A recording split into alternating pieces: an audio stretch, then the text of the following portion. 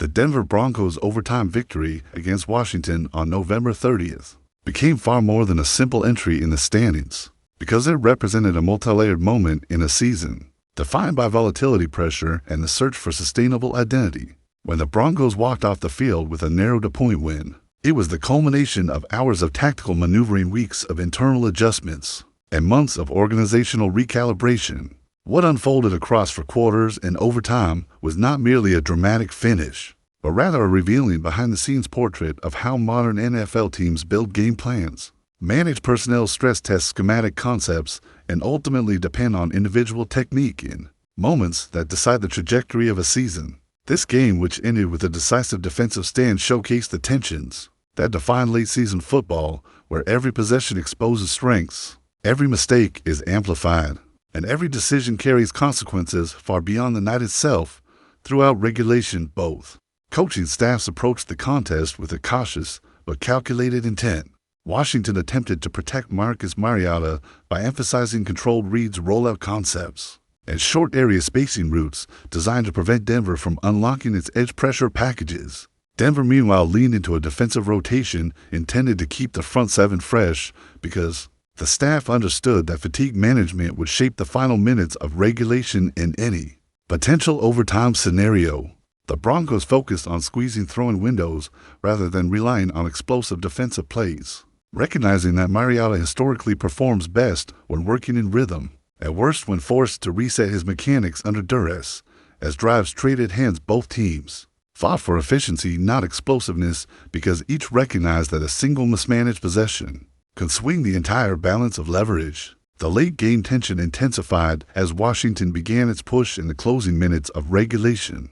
Mariota strung together a sequence of intermediate completions, each gaining only modest yardage, but collectively shifting the momentum and forcing Denver to tighten its fronts. Behind the scenes, the Broncos staff adjusted coverages, subtly rotating safeties downward and widening the alignments of their interior linemen to counter Washington's attempt to stress the perimeter. These adjustments were small but critical, and they set the stage for the defensive stance that kept the game tied long enough to force overtime. In film rooms, these types of adjustments often appear quiet, but they are the products of hours of pregame planning, and they directly influence whether a team could survive a last-minute surge. When overtime arrived, both teams understood that their margin had essentially vanished. Washington opened the period with a scoring drive fueled by screens, designed to neutralize Denver's rush and quick timing passes that allowed Mariota to avoid pressure. The touchdown that followed reflected not dominance, but well-executed situational football. However, the true drama emerged when Washington elected to attempt a 2-point conversion rather than extend the game. From an analytics standpoint, the decision was defensible, because Washington believed its best chance to win came from ending the contest immediately, rather than returning the ball to a Broncos offense that had begun finding rhythm in the fourth quarter. That choice placed responsibility on a single snap, a single blocking assignment, and a single read. Nick Bonitto became the central figure in that decisive moment. All night, he had disrupted the pocket with speed, but had not produced a defining highlight. His final rep changed that dynamic entirely. Bonitto went off the line with a refined combination of burst ankle flexibility and hand placement that allowed him to slip past the right tackle before the blocking structure of the play fully developed. As Mariota released the pass, Bonitto elevated into the throwing lane using a timing sequence practiced repeatedly during the week. This detail matters because the Broncos emphasized pass deflection technique as much as sack production, believing that disruptions at the point of release often create as much value as traditional pressure. Bonitto's deflection ended the play, ended the comeback, and ended the game. It was the culmination of technique, coaching, and situational intelligence converging into a single decisive act that national outlets quickly identified as the defining moment of the night. The consequences of that play extend beyond one win. For Denver, the overtime stop confirmed the viability of a defensive philosophy built around pressure variation, rotational freshness, and disciplined leverage. Throughout the season, the Broncos have emphasized layered pressure, concepts that rely not solely on talent, but also on tactical timing. Bonitto's play validated the long-term development of a younger defensive core and offered a concrete example of how technique and preparation intersect at the highest level of competition. As some analysts noted, the play demonstrated the difference between a defense that reacts and a defense that anticipates.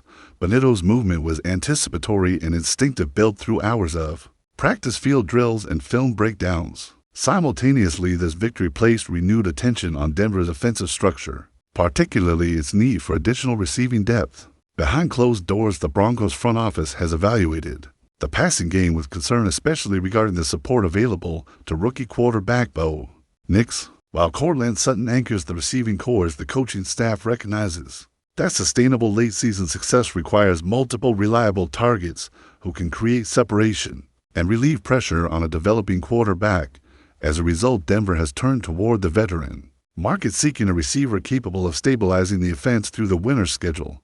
Elijah Moore was the first candidate brought in for evaluation. Recently released by Buffalo, Moore presents an intriguing profile because he combines youth with veteran experience, having already accrued 109 receptions for 2,174 yards and 9 touchdowns across stints with the Jets, Browns, and Bills. From an internal scouting perspective, Moore's traits align well with Denver's timing-based passing system because he excels in intermediate breakpoints and maintains efficiency on short area options routes. At only 25 years old, he offers potential developmental upside alongside immediate plug and play capability.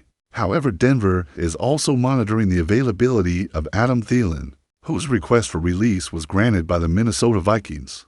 Thielen remains one of the most technically precise receivers in the league even at age 35, with career totals of 693 receptions, 8,380 yards, and 64 touchdowns. For a young quarterback like Nick, Thielen would provide a stabilizing presence, particularly in contested catch scenarios, red zone alignments, and high-leverage third-down situations. The Broncos believe that such a player could expand the quarterback's decision-making comfort and elevate the entire offensive structure during playoff critical matchups. Any potential signing, whether Moore or Thielen, would likely begin on the practice squad because Denver values assimilation into its system before game day elevation. This approach allows players to learn terminology, timing, and chemistry before entering high-pressure situations. Beyond personnel, the broader significance of this victory lies in its reinforcement of Denver's identity. Throughout the season, the Broncos have attempted to evolve into a team defined not by flash, but by situational mastery. Winning close games requires not just skill, but controlled emotional responses to adversity, disciplined communication, and a deep understanding of opponent tendencies.